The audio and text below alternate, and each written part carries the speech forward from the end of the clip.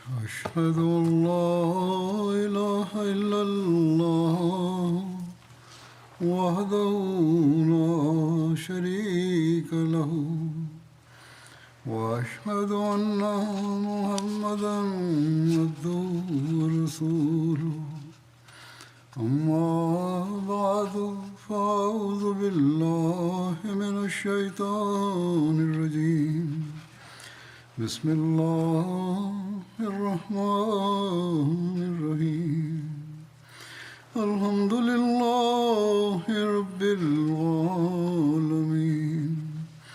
الرحمن الرحيم مالك يوم الدين إياك نعبد وإياك نستعين اهدنا الصراط المستقيم صراط الذين أنعمت عليهم غير المغضوب عليهم ولا الضالين. ஹம்ரா அல் அசத் போருக்கான காரணம் மற்றும் அதன் பின்னணி தொடர்பாக கடந்த குத்துபாவில் கூறி வந்தேன். எவ்வாறு இருப்பினும் உஹது போருக்கு பிறகு எதிரிகள் வழியிலிருந்து திரும்பி மதீனாவின் மீது தாக்குதல் தொடுப்பதற்கான திட்டங்கள் வகுக்கின்றார்கள் என்ற செய்தி கிடைத்தவுடன் பெருமானார் ஸல்லல்லாஹு அலைஹி வஸல்லம் அவர்கள் ஹசரத் அபுபக்கர் மற்றும் ஹசரத் உமர் ரதியல்லாஹு அன்ஹும் அவர்களை அழைத்தார்கள். மேலும் இந்த முஸ்னி சஹாபியுடைய கூற்றை முன்வைத்தார்கள். அவர்கள் இருவரும் கூறினார்கள், அல்லாஹ்வின் தூதர் ஸல்லல்லாஹு அலைஹி வஸல்லம் அவர்களே, எதிரிகளின் பக்கம் செல்ல வேண்டும். ஏனென்றால் அவர்கள் நம்முடைய குழந்தைகள் மீது தாக்குதல் தொடுத்து விடக்கூடாது. சுபு தொழுகையை தொழுது முடித்ததன் பிறகு பெருமானார் ஸல்லல்லாஹு அலைஹி வஸல்லம் அவர்கள் மக்களை அழைக்க சொன்னார்கள். மேலும் ஹசரத் பிலால் ரதியல்லாஹு அன்ஹு அவர்களிடம் கூறினார்கள், அறிவிப்பு செய்யுங்கள், அதாவது ரசூலுல்லாஹ் ஸல்லல்லாஹு அலைஹி வஸல்லம் எதிரிகளுக்கு எதிராக செல்ல உங்களுக்கு கட்டளை பிறப்பிக்கின்றார்கள். மேலும் கடந்த நாளில் நடந்த போரில் எவர்களெல்லாம் நம்முடன் கலந்து கொண்டார்களோ அவர்களே புறப்பட வேண்டும். அதாவது உஹது போரில் கலந்து கொண்ட நபர்கள் மட்டுமே உடன் செல்வார்கள். இஸ்லாமிய கொடி மற்றும் மதீனாவில் பொறுப்பாளராக நியமிப்பது தொடர்பாக எழுதப்பட்டுள்ளதாவது, பெருமானார் ஸல்லல்லாஹு அலைஹி வஸல்லம் அவர்கள் தம்முடைய கொடியை வரவழைத்தார்கள். அது கடந்த நாளிலிருந்து கட்டி வைக்கப்பட்டிருந்தது. அதை அப்பொழுது வரை இறக்கப்படாமல் வைத்திருந்தார்கள். பெருமானார் ஸல்லல்லாஹு அலைஹி வஸல்லம் அவர்கள் இந்த கொடியை ஹஜ்ரத் அலி ரதியல்லாஹு அன்ஹுவிடம் கொடுத்தார்கள். வேறு ஒரு இடத்தில் சொல்லப்பட்டுள்ளது, ஹஜ்ரத் அபூபக்கர் ரதியல்லாஹு அன்ஹு அவர்களுக்கு வழங்கினார்கள். இந்த தருணத்தில் ஹஜ்ரத் இப்னு உம்மே மக்தூம் ரதியல்லாஹு அன்ஹு அவர்களை பெருமானார் ஸல்லல்லாஹு அலைஹி வஸல்லம் அவர்கள் மதீனாவில் தம்முடைய பிரதிநிதியாக நியமித்தார்கள். வரலாற்று ஆசிரியர்கள் எழுதுகின்றார்கள், பெருமானார் ஸல்லல்லாஹு அலைஹி வஸல்லம் அவர்கள் எதிரிகளை பின்தொடர்ந்து புறப்பட்டது மிகவும் அறிவுத்திறன் கொண்ட தீர்மானமாகும். விவரமாக எழுதப்பட்டுள்ளது, அதாவது நயவஞ்சகர்களின் பார்வையில் உஹது போரில் 70 நபர்களுடைய உயிர் அர்ப்பணமானது. அதற்கு அடுத்த நாளே எதிரிகளை பின்தொடர்ந்தவாறு அதிகப்படியான நபர்களுடைய ஒத்துழைப்பு இல்லாமல் செல்வது மிகவும் ஆபத்திற்குரியதாக இருந்தது. ஆனால் பிற்காலத்தின் சூழல்கள் நிரூபிப்பது என்னவென்றால், பெருமானார் ஸல்லல்லாஹு அலைஹி வஸல்லம் அவர்களின் தீர்மானம் மிகவும் அறிவுத்திறன் கொண்டதாக இருந்தது. இதனால் முஸ்லிம்களுக்கு எண்ணிலடங்கா பயன்கள் கிடைத்தன. பெருமானார் ஸல்லல்லாஹு அலைஹி வஸல்லம் அவர்களுடைய முழு இரவும் போரினால் ஏற்பட்ட சூழ்நிலையை சிந்தித்தவாறு கழிந்தது. அவர்களுக்கு உஹதிலிருந்து திரும்பி சென்ற இணை வைப்பாளர்களின் சிந்தனையில் போர் நமக்கு சாதகமாக இருந்த போதிலும் நாம் எந்த பயனும் அடையவில்லை. இதனால் நிச்சயமாக இழிவை உணர்ந்திருப்பார்கள். ஆகையால் திரும்பி மதீனாவின் மீது மறுபடியும் தாக்குதல் தொடுக்கலாம் என்கின்ற ஆபத்தை பெருமானார் ஸல்லல்லாஹு அலைஹி வஸல்லம் அவர்கள் உணர்ந்தார்கள். இதனால் மிகச்சிறந்த போரின் நுட்பமான ஞானத்திலும் செயல்பட்டவாறு எதிரிகளை பின்தொடர வேண்டும் என்று தீர்மானித்தார்கள். இந்த தீர்மானம் ஜிஹாது செய்பவர்களுடைய தன்னம்பிக்கையை மேலும் முன்னேற்றத்திற்கு பக்கம் கொண்டு சென்றது. மேலும் நயவஞ்சகர்களுடைய உள்ளத்தில் பெருமானார் ஸல்லல்லாஹு அலைஹி வஸல்லம் அவர்கள் உறுதியான எண்ணம் மற்றும் திட உறுதி தொடர்பாக அச்சத்தை ஏற்படுத்தியது. இஸ்லாமிய படை தங்களை பின்தொடர்ந்து வருகின்றது என்கின்ற செய்தி எதிரிகளுக்கு கிடைத்தது. இதனால் அவர்களின் தன்னம்பிக்கையின் கொழுந்துவிட்டு எரியும் நெருப்பு அணைய ஆரம்பித்தது. இது ஒரு வரலாற்று நூலினுடைய குறிப்பாகும். நயவஞ்சகர்களின் தலைவனான அப்துல்லா பின் அபி தானும் உடன் வருவதற்கான அனுமதி கோரினான். மேலும் பெருமானார் ஸல்லல்லாஹு அலைஹி வஸல்லம் அவரிடம் வந்து, இந்த போரில் கலந்து கொள்ள விண்ணப்பம் வைத்தார். ஆனால் உஹது போரில் இவர் தான் மட்டும் திரும்பி செல்லாமல் தன்னுடன் 300 நபர்களையும் அழைத்து கொண்டு திரும்பி சென்றார். இதனால் இவ்வாறான செயலினால் நிச்சயமாக அவர் வெட்கப்பட்டிருக்கலாம். இந்த இழிவின் கரை அகற்றவோ அல்லது வேறு எந்த சதி திட்டம் தொடர்பாகவோ என இறைவனே அறிவான். ஏனென்றால் இணை வைப்பவர்களின் நிலையை குறித்து ஒன்றும் சொல்ல முடியாது. இவர் நபி ஸல்லல்லாஹு அலைஹி வஸல்லம் அவர்களின் சமூகத்தில் ஆஜரானார். மேலும் பெருமானார் ஸல்லல்லாஹு அலைஹி வஸல்லம் அவர்களுடன் செல்வதற்காக அனுமதி கோரினார். ஆனால் பெருமானார் ஸல்லல்லாஹு அலைஹி வஸல்லம் அவர்களுக்கு அனுமதி வழங்கவில்லை. அவர்கள் சொன்னார்கள், இல்லை. காயமுற்ற சஹாபிகள் உஹது போரில் மிக அதிகமாக அவர்களுக்கு காயம் ஏற்பட்டிருந்தது. சிலருடைய நிலை எவ்வாறு இருந்தது என்றால், பெருமானார் ஸல்லல்லாஹு அலைஹி வஸல்லம் அவர்களின் கட்டளைகளுக்கு கட்டுப்பட வேண்டும் என்பதற்காக எவ்வாறான முன் உதாரணத்தை அவர்கள் காண்பித்தார்கள் என்பது குறித்து எழுதப்பட்டுள்ளது. பெருமானார் ஸல்லல்லாஹு அலைஹி வஸல்லம் அவர்களுடைய அறிவிப்பு வந்ததும் இந்த நேசம், பற்று ஆகியவற்றின் கலப்பற்ற அர்ப்பணிப்பாளர்கள் தங்களுடைய காயங்களை பராமரித்தவாறு தங்களுடைய ஆயுதங்களை ஏந்தி மீண்டும் ஒருமுறை வெளியேறினார்கள். எப்பொழுது பெருமானார் ஸல்லல்லாஹு அலைஹி வஸல்லம் அவர்கள் இந்த அறிவிப்பை செய்தார்களோ உடனடியாக அவர்கள் புறப்பட்டார்கள். ஹஜ்ரத் உஸைத் பின் குஸைர் அவர்களுக்கு 9 காயம் ஏற்பட்டிருந்தது. அவர்கள் மருந்து தடவ வேண்டும் என்று எண்ணம் கொண்ட பொழுது அவர்களுடைய காதுகளில், உங்களுடைய காயங்களில் மருந்து தடவுவதற்கு கூட நிற்காதீர்கள் என்ற சத்தம் விழுந்தது. நிற்காதீர்கள், புறப்படுங்கள் என்றது. பனு சலமாவில் இருந்து 40 காயம்பட்டவர்கள் புறப்பட்டார்கள். இவ்வாறான சூழலிலும் பெருமானார் ஸல்லல்லாஹு அலைஹி வஸல்லம் அவர்களின் கட்டளைகளுக்கு கட்டுப்பட்டவாறு புறப்பட்டதை பார்த்து அவர்களுக்காக பாவ மன்னிப்பிற்கான துவாவை செய்தார்கள். மேலும் கூறினார்கள், அல்லாஹும்ம இரஹம் பனு சலமா, இறைவா பனு சலமா மீது கருணை காட்டுவாயாக. துஃபைல் பின் நூமா அவர்களுக்கு 13 காயங்கள் ஏற்பட்டிருந்தன.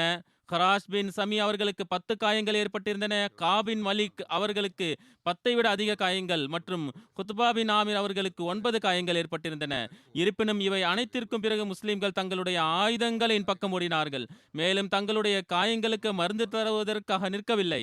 இறைவன் ரசூலுல்லாஹி ஸல்லல்லாஹு அலைஹி வஸல்லம் அவர்களின் சஹாபிகளின் இந்த நிகரற்ற ஆர்வத்தை தன்னுடைய வேதத்தில் பதிவு செய்து உலகம் உள்ள நாள் வரை இவர்களுடைய இந்த கொள்கையின் மீது பூமலை பொழிந்து கொண்டே இருக்க செய்துள்ளான்.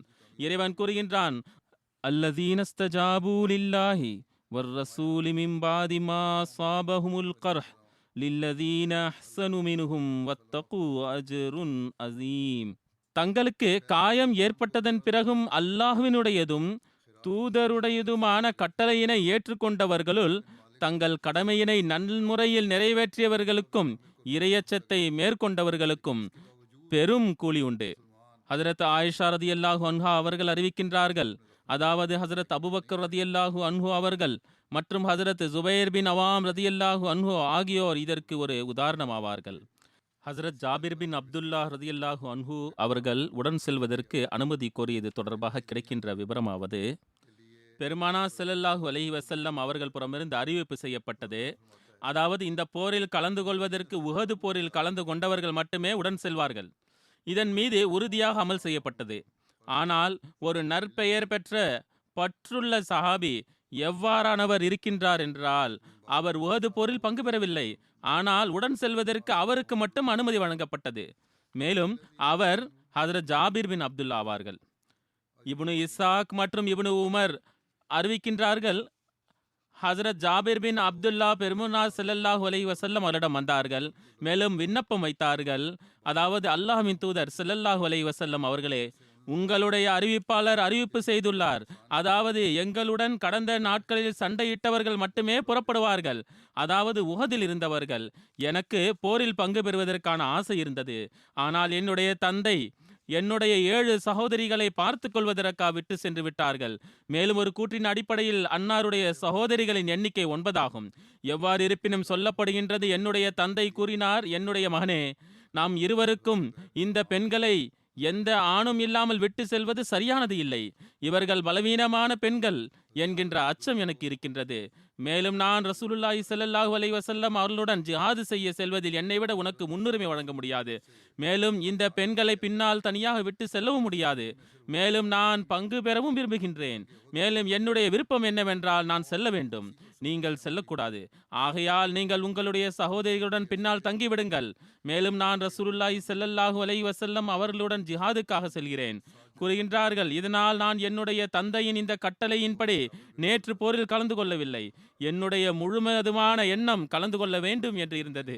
ஆகையால் ஹஜ்ரத் ஜாபிர் அவர்களின் அன்பு மற்றும் நேசத்தின் மூழ்கிய இந்த பேச்சுக்களை கேட்டு பெருமானார் ஸல்லல்லாஹு அலைஹி வஸல்லம் அவர்கள் அன்னாருக்கு உடன் செல்வதற்கான அனுமதி வழங்கினார்கள். மேலும் இதன் மீது ஹஜ்ரத் ஜாபிர் ரலியல்லாஹு அன்ஹு அவர்கள் பெருமிதத்துடன் கூறி வந்தார்கள், அதாவது என்னை தவிர கடந்த நாட்கள் நடந்த ஜிஹாதில் பங்கு பெறாத எந்த நபரும் இப்பொழுது அன்னாருடன் செல்லவில்லை. அன்னாரிடம் பல நபர்கள் அனுமதி வேண்டினார்கள். அவர்கள் கடந்த நாளின் ஜிஹாதில் பங்கு பெறவில்லை. அதனால் பெருமானார் ஸல்லல்லாஹு அலைஹி வஸல்லம் அவர்களை மறுத்து விட்டார்கள். பெருமானார் ஸல்லல்லாஹு அலைஹி வஸல்லம் அவர்கள் எவ்வாறான சூழலில் புறப்பட்டார்கள் என்றால், முகத்தில் காயம் இருந்தது, நெற்றியில் காயம் ஏற்பட்டிருந்தது, அருளுக்குரிய பற்கள் உடைந்திருந்தன, கீழ் உதடு சில அறிவிப்புகளின் அடிப்படையில் 2 உதடுகளும் உட்புறமாக காயப்பட்டிருந்தன, வலது தோளில் இப்னு கமியாவின் வாளினால் காயம் ஏற்பட்டிருந்தது, 2 கால் முட்டியும் காயமுற்றிருந்தன. பெருமானார் ஸல்லல்லாஹு அலைஹி வஸல்லம் முதலில் பள்ளிவாசலுக்கு சென்றார்கள். அங்கு 2 ரக்கத்துகள் தொழுதார்கள். மக்கள் ஒன்று திரண்டிருந்தார்கள். பிறகு பெருமானார் ஸல்லல்லாஹு அலைஹி வஸல்லம் அவர்கள் தம்முடைய குதிரை கசபை பள்ளிவாசலின் கதவருகே வரவழைத்தார்கள். இந்த போரில் பெருமானார் ஸல்லல்லாஹு அலைஹி வஸல்லம் அவர்களிடம் மட்டுமே குதிரை இருந்தது. புறப்படும் பொழுது பெருமானார் ஸல்லல்லாஹு அலைஹி வஸல்லம் அவர்கள் தலைக்கவசம் முழுவதும் அணிந்திருந்தார்கள். மேலும் அன்னாருடைய கண்கள் மட்டும்தான் தெரிந்தது. இந்த தருணத்தில் பெருமானார் ஸல்லல்லாஹு அலைஹி வஸல்லம் அவர்கள் ஹஜ்ரத் தல்ஹா பின் உபைதுல்லா அவர்களை சந்தித்தார்கள். அன்னார் ஸல்லல்லாஹு அலைஹி வஸல்லம் அவர்களிடம் கூறினார்கள், தல்ஹாவே, உங்களுடைய ஆயுதங்கள் எங்கே? ஹஜ்ரத் தல்ஹா அவர்கள் கூறினார்கள், அருகில்தான் இருக்கின்றன என்றவாறு விரைவாக சென்று தம்முடைய ஆயுதத்தை எடுத்து வந்தார்கள். இருப்பினும் அந்த தருணத்தில் ஹஜ்ரத் தல்ஹா ரலியல்லாஹு அன்ஹு அவர்களுடைய நெஞ்சில் மட்டும் உஹது போரினால் ஏற்பட்ட 9 காயங்கள் இருந்தன. அன்னாருடைய உடலில் மொத்தம் 70ற்கும் அதிகமான காயங்கள் இருந்தன. ஹஜ்ரத் தல்ஹா அவர்கள் கூறுகின்றார்கள், நான் என்னுடைய காயத்தை விட பெருமானார் ஸல்லல்லாஹு அலைஹி வஸல்லம் அவர்களின் காயம் குறித்து அதிக கவலை கொண்டிருந்தேன். பெருமானார் ஸல்லல்லாஹு அலைஹி வஸல்லம் அவர்கள் எனக்கு அருகில் வந்தார்கள். மேலும் வினவினார்கள், நீங்கள் எதிரியை எங்கு பார்க்கிறீர்கள்? அதாவது உங்களுடைய கணிப்பு என்ன? அதாவது அபு சுஃபையான் மற்றும் அவருடைய படை எந்த இடத்தில் இருக்கின்றது? நான் கூறினேன், நஷீபி பகுதியில். அன்னார் கூறினார்கள், என்னுடைய சிந்தனையும் அதுவே ஆகும். பிறகு பெருமானார் ஸல்லல்லாஹு அலைஹி வஸல்லம் அவர்கள் கூறினார்கள், எதுவரை அவர்களுடைய அதாவது குறைஷிகள் தொடர்பாக அவர்கள் நம்முடன் இவ்வாறான செயல்கள் செய்வதற்கான சந்தர்ப்பம் கிடைக்காது. எதுவரை என்றால் அல்லாஹ் மக்காவை நமது கைகளால் வெற்றியடை செய்வான்.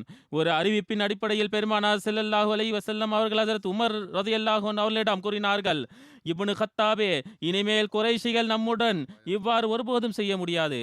எதுவரை என்றால் நாம் ஹஜ்ரே அஸ்வத் கல்லை முத்தமிடுவோம். சாபித் பின் சலபா ஹஜ்ரஜி ஹம்ரா அல் அசத் வரை பெருமானார் ஸல்லல்லாஹு அலைஹி வஸல்லம் அவர்களுக்கு வழியை காட்டக்கூடிய நபராக இருந்தார். ஒரு அறிவிப்பின் அடிப்படையில் சாத் பின் ஜஹாக் வழிகாட்டியாக இருந்தார். 2 அறிவிப்புகள் உள்ளன. பெருமானார் ஸல்லல்லாஹு அலைஹி வஸல்லம் அவர்கள் இந்த சந்தர்ப்பத்தில் 2 சஹாபிகளை முன்னே சென்று செய்தி அறிந்து வருமாறு கூறினார்கள். பெருமானார் ஸல்லல்லாஹு அலைஹி வஸல்லம் அவர்கள் இது தொடர்பாக விவரம் இவ்வாறு உள்ளது. அதாவது ரசூலுல்லாஹி ஸல்லல்லாஹு அலைஹி வஸல்லம் அவர்கள் அஸ்லம் கோத்திரத்தின் ஒரு கிளையான பனு சஹமின் அபு சுஃபியானின் 2 மகன்கள் சலீத் மற்றும் நுஅமானை மக்களுடைய செய்தி அறிந்து வருமாறு முன்பு அனுப்பி வைத்தார்கள். மேலும் 3வது நபர் அஸ்லம் கோத்திரத்தின் ஒரு கிளையான பனு அவீரில் இருந்து அவர்களுடைய தோழராக அனுப்பி வைத்தார். அவருடைய பெயர் இங்கு சொல்லப்படவில்லை. அவர்களில் 2 அம்ரா அல் அசத் என்ற இடத்தில் குறைஷிகளை சந்தித்தனர். குறைஷிகள் பேசிக் கொண்டிருந்தார்கள். குறைஷிகள் அந்த 2வரையும் பார்த்து விட்டார்கள். ஆகையால் அவர்களை கொன்று விட்டார்கள். ரசூலுல்லாஹி ஸல்லல்லாஹு அலைஹி வஸல்லம் அவர்கள் தம்முடைய சஹாபிகளுடன் புறப்பட்டார்கள். மேலும் ஹம்ரா அல் அசத் வந்தடைந்து படையை அங்கு நிறுத்தினார்கள். அப்பொழுது இந்த 2 சஹாபிகளின் உடலை ஒரே கபரில் அடக்கம் செய்தார்கள். இந்த 2 தோழர்களுடைய உடல் அங்கேயே இருந்தது. இந்த போரில் 2 அன்சார் சகோதரர்களின் கட்டுப்படுதலின் முன்னுதாரணமும் கிடைக்கின்றது. அதாவது எவ்வாறு அவர்கள் காயமுற்ற நிலையில் இருந்து நடந்து பயணம் மேற்கொண்டார்கள். விவரங்களில் வருவதாவது, ஹசரத் அப்துல்லா பின் சஹல் மற்றும் ஹசரத் ராஃபி பின் சஹல் இருவரும் சகோதரர்கள் ஆவார்கள். பனு அப்துல் அல் கோத்திரத்தை சார்ந்தவர்கள் ஆவார்கள். உஹது போரில் இருந்து திரும்பி வரும் பொழுது இவர்கள் இருவரும் மிகவும் காயமுற்று இருந்தனர். போரில் காயம் ஏற்பட்டிருந்தது. மேலும் ஹசரத் அப்துல்லா அதிக காயப்பட்டிருந்தார். இந்த இரண்டு சகோதரர்களும் ரசூலுல்லாஹி ஸல்லல்லாஹு அலைஹி வஸல்லம் அவர்களை ஹம்ரா அல் அசது பக்கம் செல்வது மேலும் அதில் கலந்து கொள்வது தொடர்பாக அன்னாருடைய கட்டளைகளை கேட்டார்கள். ஆகையால் அவர்களின் ஒருவர் மற்றவரிடம் கூறினார், இறைவன் மீது ஆணையாக நாம் ரசூலுல்லாஹி ஸல்லல்லாஹு அலைஹி வஸல்லம் அவர்களுடன் போரில் கலந்து கொள்ளவில்லை என்றால் இது மிகப்பெரிய இழப்பாகிவிடும். இதுதான் அவர்களுடைய ஈமான் ஆகும். பிறகு கூறினார், இறைவன் மீது ஆணையாக நம்மிடம் எந்த சவாரியும் இல்லை. அதன் மீது நாம் சவாரி செய்வது கொண்டு செல்ல, மேலும் இந்த பணி எவ்வாறு செய்ய வேண்டும் என்பது நமக்கு தெரியவில்லை. ஹஜரத் அப்துல்லா அவர்கள் கூறினார்கள், வாருங்கள் நாம் நடந்து செல்லலாம். ஹஜரத் ராஃபி அவர்கள் கூறினார்கள், இறைவன் மீது ஆணையாக காயத்தின் காரணத்தினால் நடப்பதற்கு கூட எனக்கு சக்தி இல்லை. இதுதான் அவர்களுடைய நிலையாகும். அன்னாருடைய சகோதரர் கூறினார், வாருங்கள் நாம் மெதுவாக நடக்கலாம். மேலும் ரசூலுல்லாஹி ஸல்லல்லாஹு அலைஹி வஸல்லம் அவர்கள் புறம் செல்லலாம்.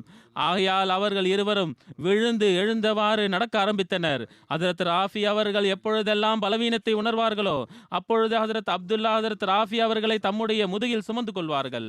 சில நேரங்களில் அவர் நடந்தும் செல்வார். இவர்கள் இருவரும் காயமுற்றிருந்தார்கள். இருப்பினும் எவருக்கு நன்றாக இருக்கின்றதோ அவர் அதிக காயமுற்றவரை தம்முடைய முதுகில் தூக்கிக் கொள்வார். எவ்வாறு இருப்பினும் பெருமானார் ஸல்லல்லாஹு அலைஹி வஸல்லம் அவர்களை நோக்கி நடக்க ஆரம்பித்தனர். பலவீனத்தின் காரணத்தினால் சில நேரங்களில் அசைய கூட முடியாமல் போய்விடும் நிலை ஏற்பட்டுவிடும்.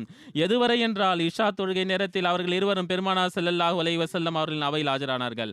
சஹாபிகள் அந்த நேரத்தில் நெருப்பு மூட்டிக் கொண்டிருந்தார்கள். அதாவது அப்பொழுது கூடாரங்களை அமைத்து விட்டார்கள்.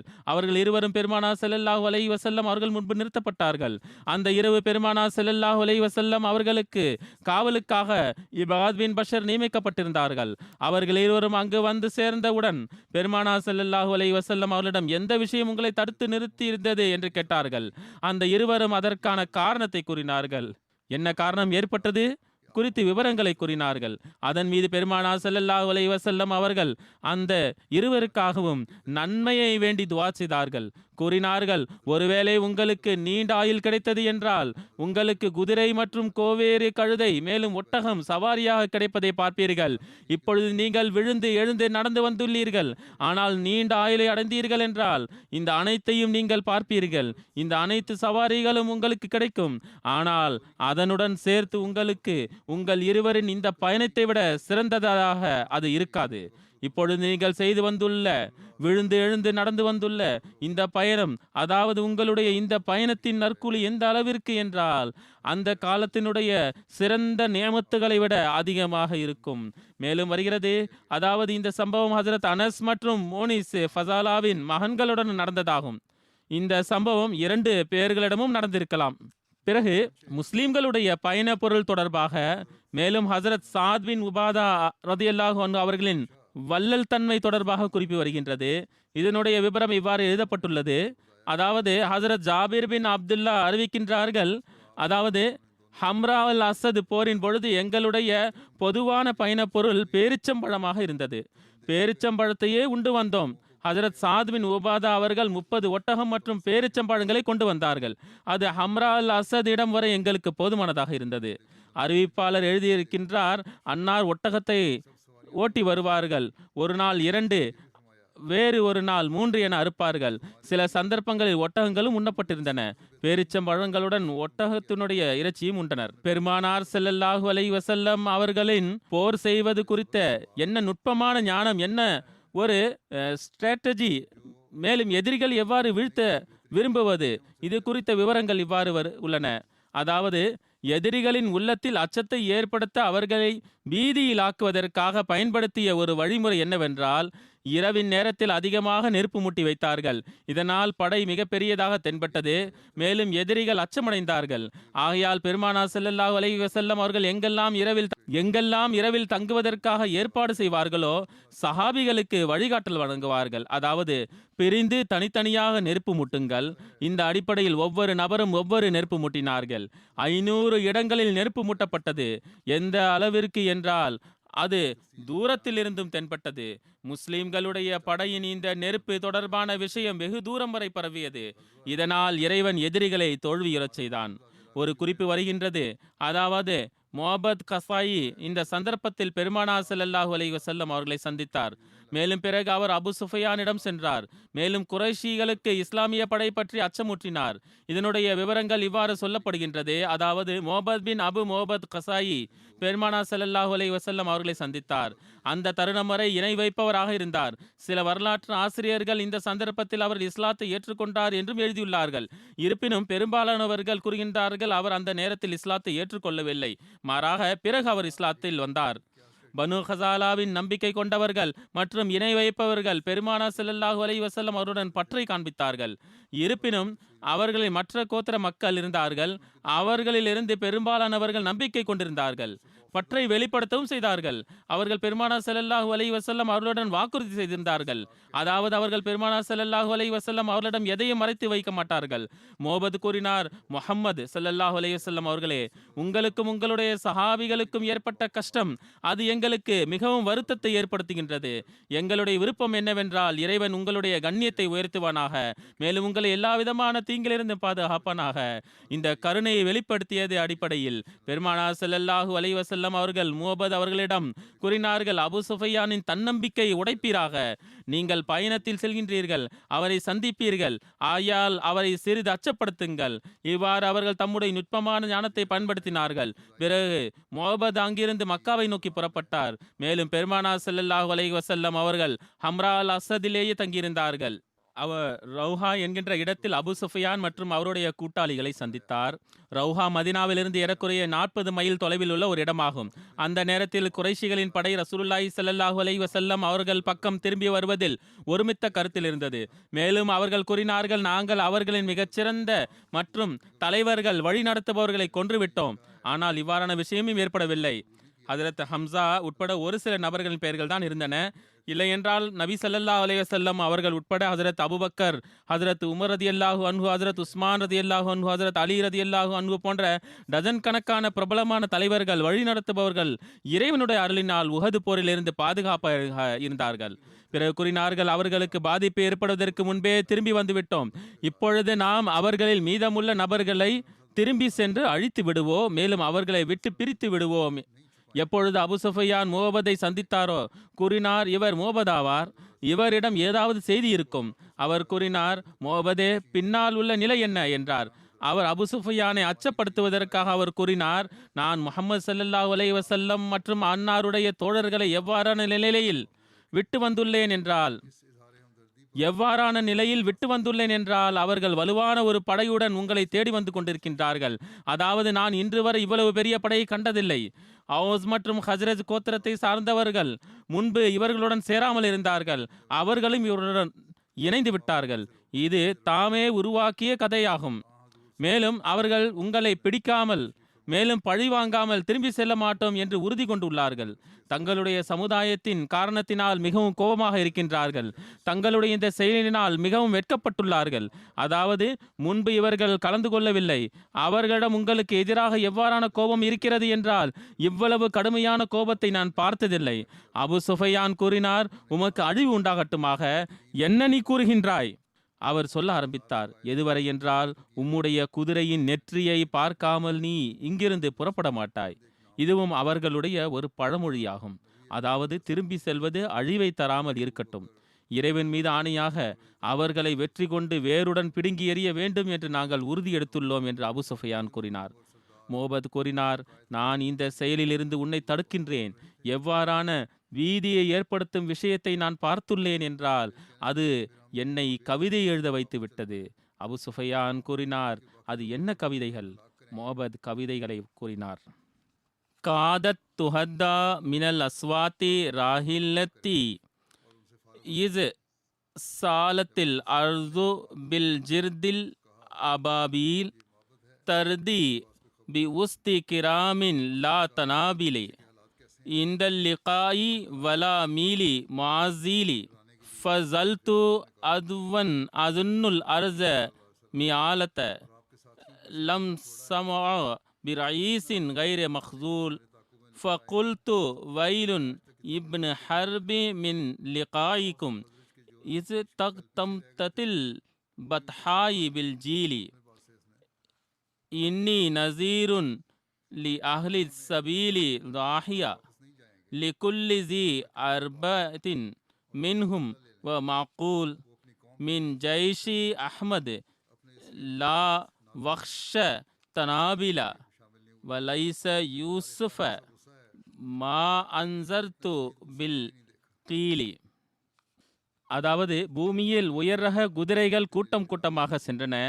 அப்பொழுது அதனுடைய ஓசையினால் என்னுடைய பெண் ஒட்டகம் நடுநடுங்கி சினுங்கி விழுந்து விட்டது. இப்பொழுது அங்கு வெறும் ஒரு குதிரைதான் உள்ளது. அவரும் எவ்வாறான வரைபடத்தை உருவாக்கினார் என்றால் தன்னுடைய கவிதையினால் அந்த மக்களை அவர் அச்சப்படுத்தி விட்டார். பிறகு கூறினார், அந்த குதிரை சிறந்த சிங்கத்தை போன்றது. அது வீரமிக்க போர் வீரர்களை சுமந்து கொண்டுள்ளது.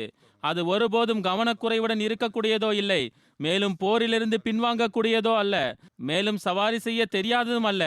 அதாவது போரில் மிகவும் தேர்ச்சி பெற்ற, மேலும் வாள் அம்புகளால் ஆயுதங்கள் ஏந்திய, போர் மைதானத்தில் தனித்துவமாக தென்படக்கூடியதாக இருந்தது. இது குறித்து செய்தியை உங்களுக்கு தர வேண்டும் என்பதற்காக வேகமாக ஓடி வந்துள்ளேன். மேலும் எனக்கு என்ன தோன்றுகின்றது என்றால், அந்த குதிரைகளுக்கு முன்பு பூமி குனிந்து கொண்டிருக்கின்றது. அதன் மீது வல்லமை மிக்க போர் வீரர்கள் உயர்ந்து கொண்டிருக்கின்றார்கள். அவர்கள் தனிமையில் அல்ல, அதாவது படையுடன் கூடி முன்னேறி வந்து கொண்டிருக்கின்றார்கள். மேலும் நான் என்னுடைய உள்ளத்தில் கூறினேன், படையே, உன்னிடம் போர் செய்வதினால் போரின் மைந்தன், அதாவது அபு சுஃபியானிற்கு அழிவாகும்.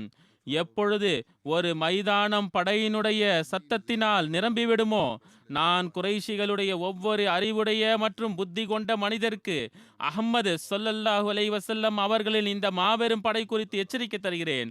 அவருடைய படை இயலாதவர்கள் மற்றும் தைரியம் இல்லாதவர்கள் கொண்டதாக இல்லை. அந்த படையுடைய அச்சம் குறித்து வார்த்தைகளால் கூற முடியாது. அது குறித்து நான் உங்களுக்கு எச்சரிக்கை செய்கின்றேன்.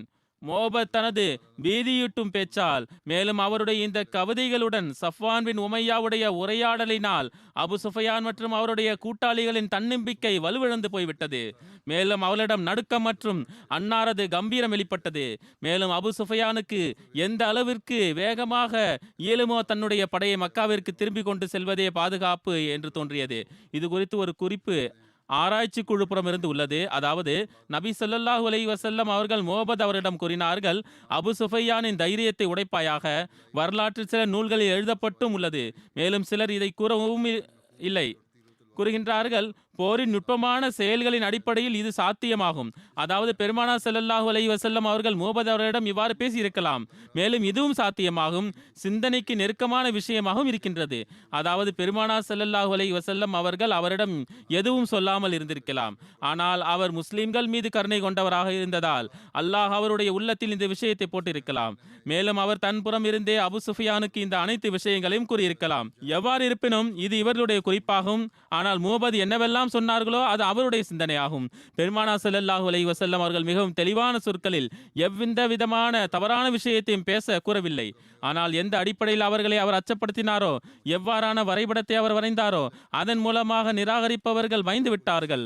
இந்த தருணத்தில் இணை வைப்பவர்களின் படை மக்காவிற்கு திரும்பி செல்வதற்கான ஆயத்தங்களை மேற்கொண்டன. அப்துல் கைஸை சார்ந்த ஒரு படை அபு சுஃபியானை கடந்து சென்றது, அல்லது அந்த இடத்திலேயே தங்களுடைய கூடாரங்களை அமைத்திருந்தது. அப்பொழுது அவர்கள் வினவினார்கள், எங்கு செல்கின்றீர்கள்? அவர்கள் கூறினார்கள், நாங்கள் மதீனா செல்கின்றோம். இதன் மீது அபு சுஃபியான் வெறும் கிளர்ச்சி செய்ய வேண்டும் என்பதற்காக தன்புறமிருந்து சுய தாக்குதல் முன்வைத்தார். ஆனால் அது பயனற்ற தாக்குதலாகும். அதை செய்ய நினைத்தார். மேலும் இது எப்படிப்பட்டது என்றால், அவர் கூறினார், நீங்கள் என் புறமிருந்து முஹம்மது ஸல்லல்லாஹு அலைஹி வஸல்லம் அவர்களுக்கு இந்த தூது செய்தியை தாருங்கள். நான் உங்களுக்கு உக்கால் சந்தையின் பொழுது உலர் திராட்சையால் நிறைந்த ஒட்டகத்தை வழங்குவேன். அவர்கள் கூறினார்கள், ஆமாம், நீங்கள் எப்பொழுது பெருமானார் ஸல்லல்லாஹு அலைஹி வஸல்லம் அவர்களை சந்திப்பீர்களோ அப்பொழுது அவரிடம் கூறுங்கள், நாங்கள் உங்கள் பக்கமும் உங்களுடைய சஹாபிகளின் பக்கமும் வருவதில் ஒருமித்த கருத்து கொண்டுள்ளோம். ஆகையால் உங்களுடைய மீதமுள்ள மக்களையும் வேரோடு பிடுங்கி எறிந்து விடுவோம். நாங்கள் உங்களை பின்தொடர்ந்து வந்து கொண்டிருக்கின்றோம். மேலும் இது கூறியதன் பிறகு அபு சுஃபியான் மக்கா நகரை நோக்கி செல்ல ஆரம்பித்தார். அந்த குழு ஹம்ரா அல் அசதி என்கின்ற இடத்தில் பெருமானார் ஸல்லல்லாஹு அலைஹி வஸல்லம் அவர்களை வந்தடைந்தது.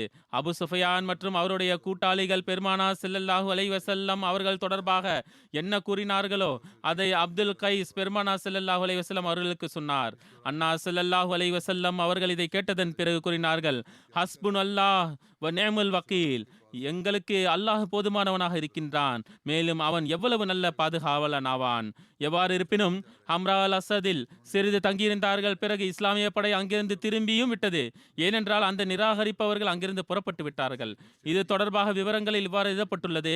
அதாவது முஹம்மது குதாயி அவரின் பேச்சை கேட்டு அபு சுஃபியான் மதினா பக்கம் வருவதிலிருந்து தம்முடைய எண்ணத்தை கைவிட்டு விட்டார். மேலும் மக்காவிற்கு புறப்பட்டு விட்டார். முஹம்மது ஒரு நபர் மூலமாக அபு சுஃபியான் புறப்பட்ட செய்தியை பெருமானார் ஸல்லல்லாஹு அலைஹி வஸல்லம் அவர்களுக்கு அனுப்பி வைத்தார். பெருமானார் ஸல்லல்லாஹு அலைஹி வஸல்லம் அவர்கள் திங்கள், செவ்வாய் மற்றும் புதன் கிழமை அங்கு தங்கியிருந்தார்கள். பிறகு பெருமானார் ஸல்லல்லாஹு அலைஹி வஸல்லம் அவர்கள் திரும்பி சென்றார்கள். பிலாதரி கூறுகின்றார்கள், பெருமானார் ஸல்லல்லாஹு அலைஹி வஸல்லம் அவர்கள் இந்த பயணத்திற்காக மதீனாவிலிருந்து 5 நாட்கள் வெளியே இருந்தார்கள். ஒரு அறிவிப்பின் அடிப்படையில் பெருமானார் ஸல்லல்லாஹு அலைஹி வஸல்லம் அவர்கள் வெள்ளிக்கிழமை மதீனா திரும்பி வந்தார்கள். 5 நாட்கள் மதீனாவில் இருந்து வெளியே இருந்தார்கள். ஹஜ்ரத் அபு உபைதா அவர்கள் கூறுகின்றார்கள், பெருமானார் ஸல்லல்லாஹு அலைஹி வஸல்லம் அவர்கள் மதீனா திரும்பி வருவதற்கு முன்பு மாவியா பின் முஹைரா என்பவரை கைது செய்து வைத்திருந்தார்கள். மாவியா பின் முஹைரா அப்துல் மலிக் பின் மர்வான் பாட்டனாவான். மாவியா மட்டுமல்லாமல் அபு அசி ஜம்ஹி என்பவனையும் கைது செய்து வைத்திருந்தார்கள். மாவியா பின் முஹைரா தொடர்பாக அறிவிப்புகள் உள்ளது. அதாவது ஹஜரத் ஜயித் பின் ஹார்சா மற்றும் ஹஜரத் அம்மார் பின் யாசிர் ஆகியோர் மாவியாவை ஹம்ரா அல் அசதில் திரும்பும் போது கொலை செய்தார்கள். இதற்கான காரணம் என்னவென்றால் மாவியா மதீனாவில் மறைந்திருந்தான். மேலும் மதீனாவின் சூழல் குறித்து எதிரிகளுக்கு செய்தி அனுப்பி கொண்டிருந்தான். எப்பொழுது அவன் பிடிபட்டானோ அப்பொழுது ஹஜரத் உஸ்மான் ரலியல்லாஹு அன்ஹு அவர்களின் அடைக்கலத்தில் சென்று விட்டான். ஹஜரத் உஸ்மான் ரலியல்லாஹு அன்ஹு அவர்கள் ரசூலுல்லாஹி ஸல்லல்லாஹு அலைஹி வஸல்லம் அவரிடம் அவனுக்காக பாதுகாப்பு வேண்டியிருந்தார்கள். பெருமானார் ஸல்லல்லாஹு அலைஹி வஸல்லம் அவர்கள் அனுமதி மற்றும் பாதுகாப்பு வழங்கும் பொழுது கூறினார்கள், 3 நாட்களுக்குள் இங்கிருந்து அவன் சென்று விட வேண்டும். ஒருவேளை 3 நாட்களுக்கு பிறகு தென்பட்டான் என்றால் அவனை கொன்று விடுங்கள். ஆனால் இவன் 3 நாட்களுக்கு பிறகும் அங்கேயே தங்கியிருந்தான், மேலும் ஒளிந்திருந்தான். பெருமானார் ஸல்லல்லாஹு அலைஹி வஸல்லம் அவர்கள் இந்த இருவரிடமும், அதாவது ஹஜரத் ஜயித் பின் ஹாரிஸா மற்றும் ஹஜரத் அம்மார் பின் யாசிர் ரலியல்லாஹு அன்ஹு அவர்களிடம் கூறினார்கள், நீங்கள் இன்ன இடத்தில் அவன் ஒளிந்திருப்பதை பார்ப்பீர்கள். ஆகையால் அந்த இருவரும் அங்கு சென்றார்கள், அவனை கண்டார்கள், அவனை கொலை செய்தார்கள். பிறகு எழுதப்பட்டுள்ளது, ஹம்ரா அல் அசத் எனும் இடத்தில் பெருமானார் ஸல்லல்லாஹு அலைஹி வஸல்லம் அவர்கள் இணை வைப்பவர்களின் கவிஞரான அபு அஸ்ஸாவை கைது செய்தார்கள். இந்த அபு அஸ்ஸா பதர் போரின் நேரத்தில் முஸ்லிம்களுடைய கையால் கைது செய்யப்பட்டான். மேலும் பெருமானார் ஸல்லல்லாஹு அலைஹி வஸல்லம் அவர்களிடம் தன்னுடைய வறுமை மற்றும் தன்னுடைய மகள்களை காரணம் கூறி, நான் குடும்பஸ்தன் ஆவேன், என்னுடைய மகள்களுக்கு வேறு எந்த மேற்பார்வையாளரும் இல்லை, ஆகையால் என் மீது கருணை காட்டுங்கள் என்றான். இதனால் பெருமானார் ஸல்லல்லாஹு அலைஹி வஸல்லம் அவர்கள் அவனுடைய மகள்களின் காரணத்தினால் அவனிடம் எந்தவிதமான ஈட்டுத் தொகையும் பெறாமல் கருணையின் அடிப்படையில் விடுதலை செய்து விட்டார்கள். மேலும் எதிர்காலத்தில் அவன் பெருமானார் ஸல்லல்லாஹு அலைஹி வஸல்லம் அவர்களுக்கு எதிராக வரமாட்டான் என்கின்ற வாக்குறுதியும் வாங்கினார்கள். மேலும் பெருமானார் ஸல்லல்லாஹு அலைஹி வஸல்லம் அவர்களுக்கு எதிராக படையினை திரட்ட மாட்டேன், மேலும் பெருமானார் ஸல்லல்லாஹு அலைஹி வஸல்லம் அவர்களுக்கு எதிராக எவரையும் தூண்ட மாட்டேன் என்றும் வாக்குறுதி வழங்கினான். ஆனால் அவன் தன்னுடைய உடன்படிக்கையை முறித்தான். மேலும் உஹது போரின் பொழுது குறைஷிகளுடன் இணைந்து வந்தான். இவன் மக்களுக்கு ஆர்வத்தை தூண்டினான். மேலும் தன்னுடைய கவிதைகளின் மூலமாக அவர்களை தூண்ட ஆரம்பித்தான். பெருமானார் ஸல்லல்லாஹு அலைஹி வஸல்லம் அவர்களுக்கு எதிராக போர் செய்ய தூண்டினான். பெருமானார் ஸல்லல்லாஹு அலைஹி வஸல்லம் அவர்கள் இந்த நபர் இந்த முறை தப்பித்து செல்லக்கூடாது என துஆ செய்தார்கள். இந்த அடிப்படையில் இவன் பிறகும் கைது செய்யப்பட்டான். ஒரு கூற்றின் அடிப்படையில் உஹது போருக்கு பிறகு இணை வைப்பவர்கள் திரும்பிய பொழுது ஹம்ரா அல் அசத் எனும் இடத்தில் தங்கினார்கள். அப்பொழுது அபு உதியை தூங்கிக் கொண்டிருக்கும் நிலையில் விட்டு சென்று விட்டார்கள். இவன் விடிந்த பிறகும் கவனக்குறைவுடன் தூங்கிக் கொண்டிருந்தான். அவனை ஹஜரத் ஆசிம் பின் சாபித் அவர்கள் கைது செய்தார்கள். இந்த போரில் இந்த ஒரு இணை வைப்பவன் மட்டுமே கைது செய்யப்பட்டான். ஒரு கூற்றின் அடிப்படையில் அவனை கைது செய்தவர் ஹஜரத் உமைர் பின் அப்துல்லா ரலியல்லாஹு அன்ஹு அவர்கள் ஆவார்கள். கைது செய்யப்பட்டதன் பிறகு அபு உஸி பெருமானார் ஸல்லல்லாஹு அலைஹி வஸல்லம் அவர்கள் முன்பு கொண்டு வரப்பட்டான். பெருமானார் ஸல்லல்லாஹு அலைஹி வஸல்லம் அவர்களை பார்த்தவுடன் அவன், முஹம்மது ஸல்லல்லாஹு அலைஹி வஸல்லம் அவர்களே, என்னை விட்டுவிடுங்கள், என் மீது கருணை காட்டுங்கள், மேலும் என்னுடைய பெண் மக்களின் காரணத்தினால் என்னை விடுதலை செய்து விடுங்கள். நான் உங்களிடம் வாக்குறுதி வழங்குகிறேன், அதாவது எதிர்காலத்தில் இவ்வாறான எந்த விதமான செயலையும் செய்ய மாட்டேன் என்றான். பெருமானார் ஸல்லல்லாஹு அலைஹி வஸல்லம் அவர்கள் கூறினார்கள், இல்லை, இறைவன் மீது ஆணையாக உம்முடைய முகத்திற்கு மக்காவை பார்க்கும் பாக்கியம் இல்லை என்றார்கள்.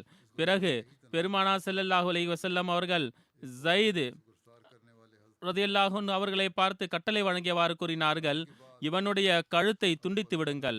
ஒரு அறிவிப்பின் அடிப்படையில் இந்த கட்டளை ஹஜரத் ஆசிம் பின் சாபித் அவர்களுக்கு வழங்கினார்கள். மேலும் அன்னார் ஸல்லல்லாஹு அலைஹி வஸல்லம் அவர்கள் கூறினார்கள், மூமின் ஒரு புற்றில் 2 முறை கடிபட மாட்டார். இன்ஷா அல்லாஹ் எதிர்வரும் காலங்களில் சொல்லப்படும். உலகத்தின் சூழலுக்காக துஆக்களை செய்து வாருங்கள். அல்லாஹ் ஒவ்வொரு அகமதியையும் எல்லா விதமான தீங்கிலிருந்தும் பாதுகாப்பானாக. இப்பொழுது நான் ஒரு ஜனாசா தொழ வைப்பேன். அது மதிப்பிற்குரிய ஃபராஸ் அஹமத் தாஹிர் சாஹிப் அவர்களுடையதாகும். அவர் ஆஸ்திரேலியாவில் கடந்த நாளில் ஷஹீதானார்கள்.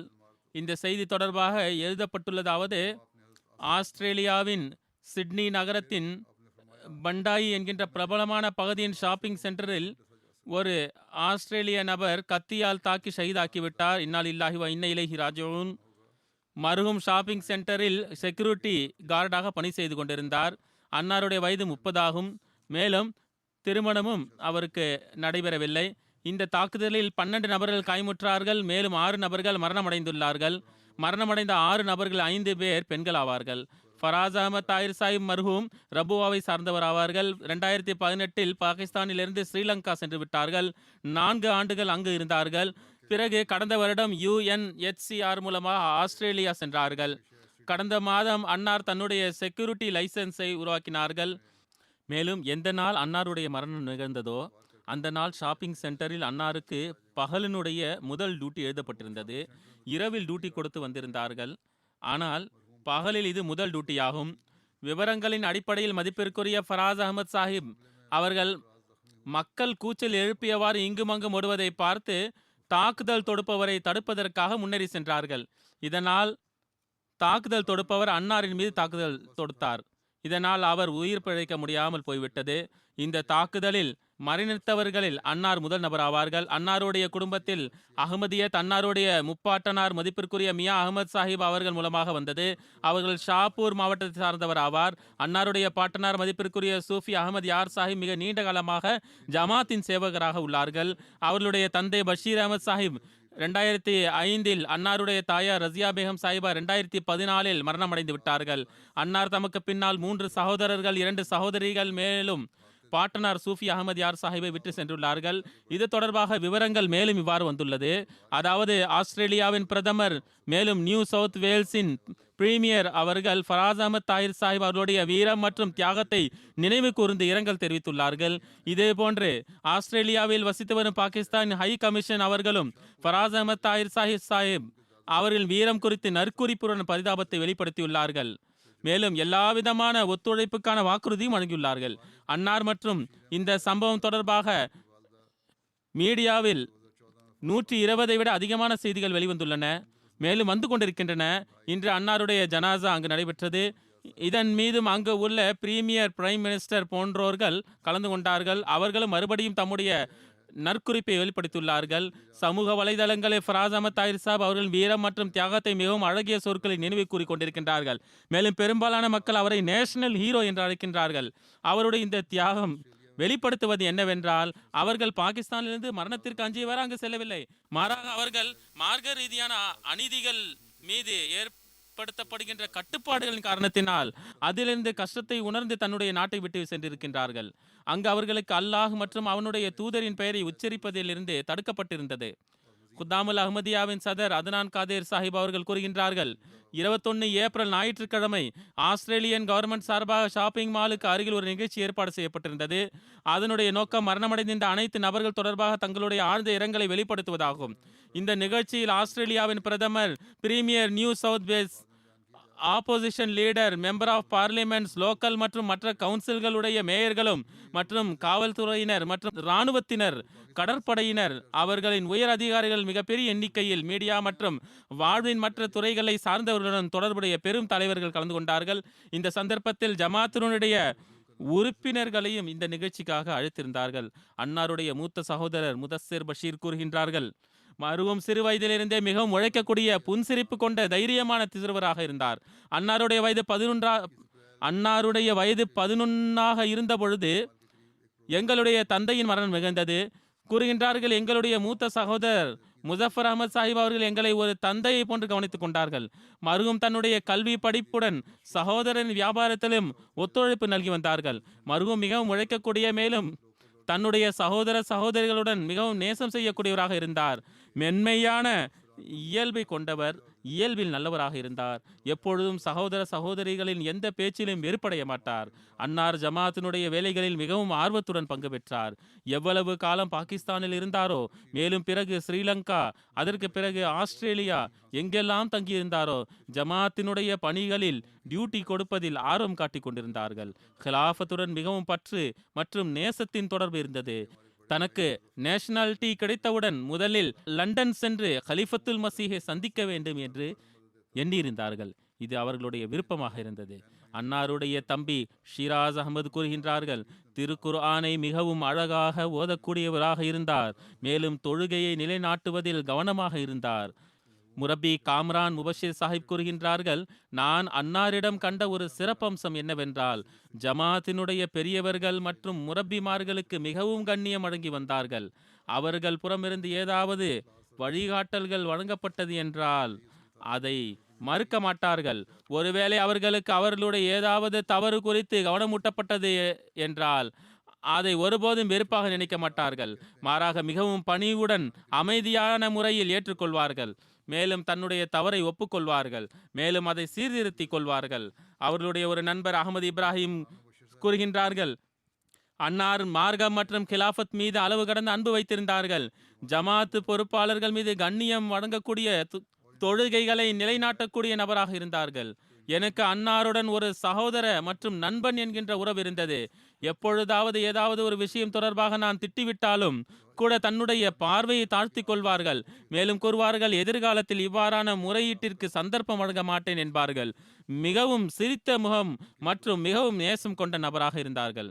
பர்ஸ்பன் ஜமாத்தினுடைய சதர் கூறுகின்றார்கள், கடந்த மாதம் மார்ச் மாதத்தில் ஒரு வாரத்திற்காக பர்ஸ்பன் வந்தார்கள். மேலும் தாம் வந்ததன் நோக்கம் தன்னுடைய நண்பர்கள், நெருங்கியவர்களை சந்திக்க வேண்டும்.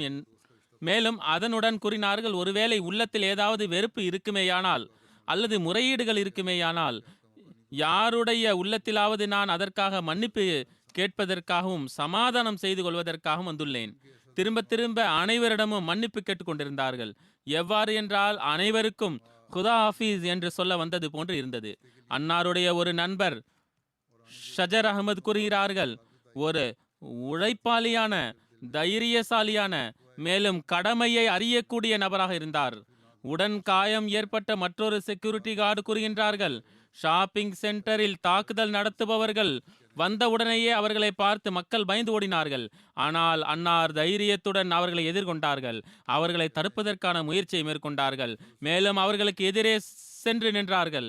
மேலும் மற்றவர்களை காப்பாற்றுவதற்காக தன்னுடைய உயிரை அர்ப்பணம் செய்து விட்டார்கள். சமூக வலைதளங்களில் மக்கள் ஃபராஸ் அகமது தாஹிர் சாஹிப் குறித்து தங்களுடைய இரங்கலை வெளிப்படுத்துகின்றார்கள். ஒரு நபர் கிறிஸ் மர்பி தன்னுடைய கமெண்டில் எழுதுகின்றார்கள், தாக்குதல் நடத்தப்படுவதற்கு முன்பு ஒரு அழகிய உடை அணிந்த செக்யூரிட்டி கார்டு ஃபராஸ் அகமது தாஹிர் தன்னுடைய நாட்டில் உள்ள அநீதியிலிருந்து விலகி அமைதி மற்றும் நல்ல எதிர்காலத்திற்காக ஆஸ்திரேலியா வந்தார். அவர் தன்னுடைய கம்யூனிட்டியில் மிகவும் ஏற்றுக்கொள்ளப்பட்ட நபர் ஆவார். அவர் பொதுமக்களை காப்பாற்றுவதற்காக உயிரை நீத்தார். நான் அவருடைய குடும்பம் மற்றும் கம்யூனிட்டிக்கு என்னுடைய பரிதாபத்தை வெளிப்படுத்துகின்றேன். இது மிகவும் வேதனையை தரக்கூடிய அசம்பாவிதமாகும். இது போன்ற பல்வேறு கருத்துக்களை மக்கள் பதிந்துள்ளார்கள். எவர்களெல்லாம் ஷாப்பிங் மாலில் கண்டார்களோ, மேலும் எவர்களெல்லாம் செய்தியை கேட்டார்களோ அவர்களும் பதிந்துள்ளார்கள். ஜாமியா அஹ்மதியா ரப்புவாவின் மாணவர் ஹொசூர் அகமது சாஹிப் கூறுகின்றார்கள், ஃபராஸ் அஹமத் தாயிர் சாஹிப் எனது பெரிய தந்தை சகோதரர் ஆவார். நல்ல இயல்பு கொண்ட நபராவார். 5 நேர தொழுகையில் பேணக்கூடியவர் ஆவார். மற்றவர்களுக்கு அது குறித்து கவனமூட்டக்கூடியவர் ஆவார். எப்பொழுதெல்லாம் சந்திப்பாரோ சிரித்தவாறு சந்திப்பார். தன்னுடைய தம்பி என்று என்னை நினைத்துக் கொண்டார். ஏதாவது சொல்ல வேண்டுமென்றால், ஏதாவது புரிய வைக்க வேண்டுமென்றால் மிகவும் அன்பாக புரிய வைப்பார். எப்பொழுதும் துவாவிற்காக கூறிக்கொண்டிருந்தார். நான் உங்களுக்காக துவா செய்கின்றேன், நீங்களும் எனக்காக துவா செய்யுங்கள் என்பார். கூறுகின்றார்கள், கடைசி முறை எந்த நாள் அவர்களுடைய ஷஹாதத் ஏற்பட்டதோ அவர்களுடைய தொலைபேசி வந்தது. அப்பொழுது ஆஸ்திரேலியாவின் நேரப்படி அதிகாலை 4 மணி ஆகும். அவர்களுடைய அண்ணன் அவர்களிடம் கூறினார்கள், அதிகாலை 4 மணியாக இருக்கின்றது, இப்பொழுது உங்களுக்கு வேலைக்கு செல்ல வேண்டும், ஆகையால் உறங்குங்கள் என்றார். அப்பொழுது அவர் கூறினார், நான் இப்பொழுது தஹஜுது தொழுது முடித்துள்ளேன், மேலும் உங்கள் அனைவருக்காகவும் துவாவும் செய்துள்ளேன். பிறகு ஃபஜர் தொழுதுவிட்டு வேலைக்காக புறப்பட்டு செல்ல வேண்டும், உறங்குவதற்கு நேரமில்லை என்றார். அவருடைய பகல் ஷிஃப்ட்டுக்கான முதல் நாளாகும். இதற்கு முன்பு இரவு ஷிஃப்ட் பணி செய்து கொண்டிருந்தார். பிறகு இவர் எழுதுகின்றார்கள், எங்களுடைய குடும்பத்தில் இது 3வது ஷஹாதத்தாகும். முதலில் எங்களுடைய பெரிய தந்தை முகமது நவாஸ் சாஹிப் அவுரங்கி டவுன் கராச்சியில் 11 செப்டம்பர் 2012 ஷஹீதானார்கள்.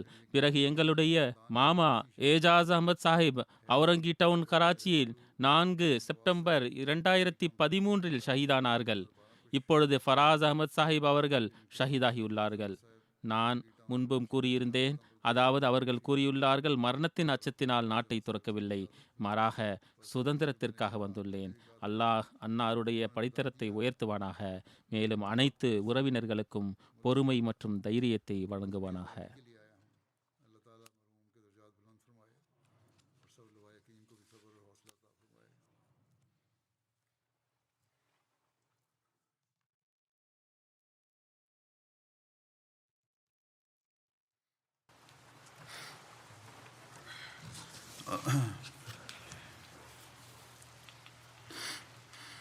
الحمد لله نحمده ونستعينه ونستغفره ونؤمن به ونتوكل عليه ونعوذ بالله من شرور أنفسنا ومن سيئات أعمالنا. من يهده الله فلا مضل له ومن يضلل فلا هادي له. ونشهد أن لا إله إلا الله ونشهد أن محمدا عبده ورسوله. عباد الله رحمكم الله، إن الله يأمر بالعدل والإحسان وإيتاء ذي القربى وينهى عن الفحشاء والمنكر والبغي يعظكم لعلكم تذكرون. اذكروا الله يذكركم وادعوه يستجب لكم ولذكر الله أكبر.